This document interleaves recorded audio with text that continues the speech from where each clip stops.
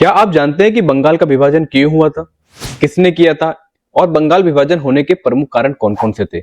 आइए जानेंगे इस वीडियो के माध्यम से बंगाल विभाजन का पूरा सच। वो साल था 1905 और भारत में British governor general Lord Curzon अपनी धाक बनाए बैठा हुआ था।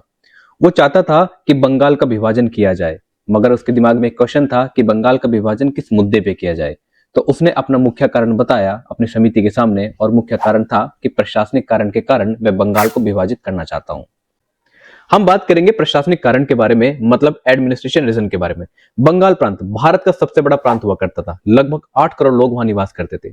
ब्रिटिश के लिए बंगाल को संभालना बहुत बड़ा काम और बहुत मुश्किल काम था। इसलिए लॉर्ड कर्जन ने उसको 2 भागों में विभाजित करने की योजना बनाई, मतलब डिवाइड करने की योजना बनाई। और वो डिवाइड कर भी दिया। डिवाइड किया पश्चिम बंगाल में और पूर्वी बंगाल में। लॉर्ड कर्जन ने बंगाल विभाजन का दूसरा कारण राजनीतिक कारण बताया, क्योंकि ब्रिटिशों का उद्देश्य था कि भारतीय राष्ट्रीय आंदोलन को कमजोर कैसे किया जाए। पूर्वी बंगाल में अधिक मुस्लिम आबादी रहती थी, वहीं पश्चिम बंगाल में हिंदू आबादी ज्यादा रहती थी।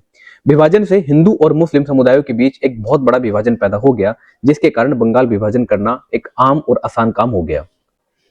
बंगाल को विभाजन करने का एक मुख्य कारण आर्थिक कारण भी था, मतलब इकोनॉमिकली रीजन भी था। अंग्रेजों का मानना था कि जो पूर्वी बंगाल क्षेत्र है वह कृषि प्रधान क्षेत्र है और वहां से ज्यादा प्रॉफिट नहीं किया जा सकता, बल्कि जो पश्चिम बंगाल क्षेत्र है वह इंडस्ट्रियल एरिया है, शहरी क्षेत्र है, वहां से ज्यादा प्रॉफिट किया जा सकता है। तो वह चाहते थे कि हम सिर्फ क्रीमी एरिया पर कब्जा करें, ना कि ऐसे एरिया पर जहां से हमें प्रॉफिट ना हो। बंगाल विभाजन के बाद एक बहुत बड़ी प्रतिक्रिया, रिएक्शन सामने आता है। सबसे पहले रिएक्शन आता है हिंदुओं में। तो हिंदुओं ने इसके विरोध में स्वदेशी आंदोलन शुरू किया। अंग्रेजी वस्त्रों का बहिष्कार और भारतीय उत्पादों का उपयोग बढ़ाया गया। वहीं मुस्लिम समुदाय की प्रतिक्रिया की अगर हम बात करें तो कुछ मुस्लिम नेताओं ने इसे पॉजिटिव माना, क्योंकि उन्हें एडमिनिस्ट्रेशन और पॉलिटिकल लाभ दिख रहा था। अब बात आती है समाप्ति की। तो सन 1911 में ब्रिटिश सरकार ने बंगाल विभाजन को पूर्ण रूप से रद्द कर दिया गया। मतलब जो पूर्वी बंगाल और पश्चिम बंगाल की समरेखा थी उसको समाप्त करके इनके एकीकरण की योजना बनाई गई।